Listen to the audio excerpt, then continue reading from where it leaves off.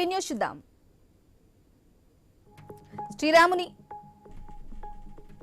శ్రీరాముని శోభాయాత్రను విజయవంతం చేయాలని కోరారు టీబీజేపీ కార్యదర్శి గౌతమ్ రావు. అంబరిపేట మున్సిపల్ గ్రౌండ్ నుంచి కాచిగూడ విరస్కవర్కర్ వరకు శోభాయాత్ర కొనసాగనుందన్నారు. తమ కాలనీలో ఫ్రెషర్ వాటర్ సప్లైని అరికట్టాలని హైదరాబాద్ లోని బీకేగూడ వాసులు బిఎంకు వినతి పత్రం అందించారు. 2 నెలలుగా అధికారుల చుట్టూ తిరుగుతున్నా పట్టించుకోవటం లేదని ఆవేదన వ్యక్తం చేశారు. వేసవి కాలంలో ఇబ్బంది రాకుండా చూడాలని విజ్ఞప్తి చేశారు. వైఎస్ఆర్ మరణంపై అనుచిత వ్యాఖ్యలు చేసిన పట్టాభిపై చర్యలు తీసుకోవాలని కడప వైసీపీ నేతలు డిమాండ్ చేశారు. నాగార్జునరెడ్డి ఆధ్వర్యంలో పట్టాభి దిష్టిబొమ్మను దహనం చేశారు. వైసీపీ నేతలను తిడితే ఊరుకునేది లేదని హెచ్చరించారు. దొమ్మేటి వెంకటరెడ్డి జయంతి వేడుకల్లో ఎమ్మెల్యే గిడ్డి సత్యనారాయణ వ్యవహరించిన తీరు చర్చనీయాంశంగా మారింది. షూ విప్పకుండా పాలాభిషేకం చేశారని బలిజ కులస్తులు మండిపడ్డారు. ప్రభుత్వం రాష్ట్ర పండుగగా ప్రకటించిన నేపథ్యంలో ఎమ్మెల్యే తీరు జిల్లా వ్యాప్తంగా చర్చనీయాంశంగా మారింది.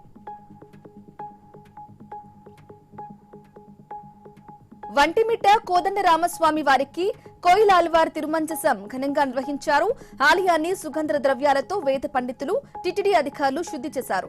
రేపటి నుంచి వంటిమిట్ట బ్రహ్మోత్సవాలు ప్రారంభం కానున్నాయి. నిజామాబాద్ జిల్లా ఆర్మూరులో మున్సిపల్ కార్మికులు ధర్నా చేపట్టారు. వర్కర్స్ ను అధికారులు అసభ్యంగా తిడుతున్నారని ఆవేదన వ్యక్తం చేశారు. కార్మికులకు కనీస వేతనాలు అమలు చేయడంతో పాటు సమస్యలను పరిష్కరించాలంటూ సిఐటియు ఆధ్వర్యంలో ఆందోళన నిర్వహించారు. కళాకారుల సమస్యలు పరిష్కరించాలంటూ కర్నూలులో ప్రజానాట్య మండలి నాయకులు ఆందోళన చేశారు. అర్హులైన కళాకారులకు ఇల్లు, పెన్షన్ అందించడంతో పాటు ఆర్టీసీ బస్సుల్లో ఉచిత ప్రయాణం కల్పించాలని డిమాండ్ చేశారు.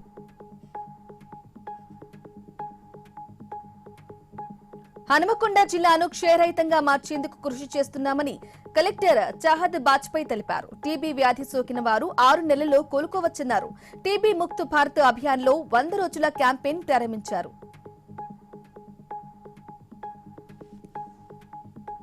పాడి పరిశ్రమతో రైతులు తమ ఆదాయం పెంచుకోవచ్చని సూచించారు. డైరీ కళాశాల associate dean Suresh national meet research institute ఆధ్వర్యంలో రైతులకు అవగాహన కల్పించారు.